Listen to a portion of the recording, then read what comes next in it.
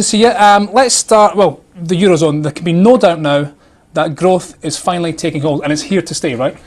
That's what we're hoping. What we've seen is back-to-back expansions of the manufacturing sector. We've seen growth hitting a 26-month high according to the PMI, but also what we've seen is this is not just one particular country which has reported growth this month.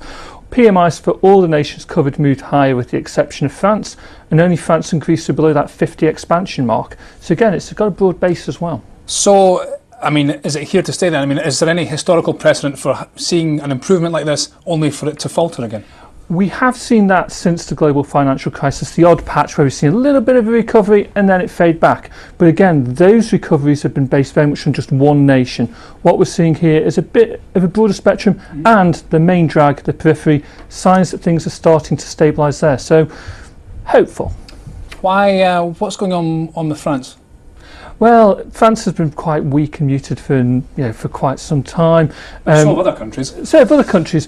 But France, like in honesty, France has been very weak earlier in the year, and even though we saw it fall back into contraction after expanding briefly last month, its PMI is still at a much higher level than it was earlier in this year. And so even there, it's not as positive as it was last month, but it's not as negative as it was. So still, overall, heading in the right direction. And taking the Eurozone as a whole, what sort of growth are we looking at now for Q3?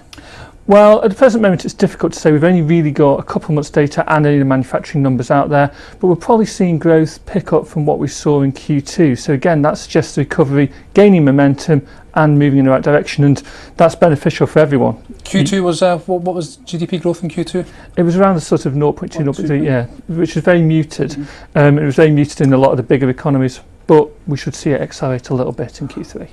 Employment, though, as we all know, is a lagging indicator, but how much of a lag are we looking at? Because despite the pickup in activity, we're seeing firms and manufacturers continuing to shed jobs, and that's an even faster rate in August than the previous month. Well, yes, and we might see this take a bit longer to filter through to meaningful job creation in the Eurozone. What we've seen in many cases is companies are now, as they're starting to expand, they're starting to sweat their existing assets. They're starting to really sort of try and get as much out of the employment they've got. Economies like Germany, their unemployment rate's been very, very low.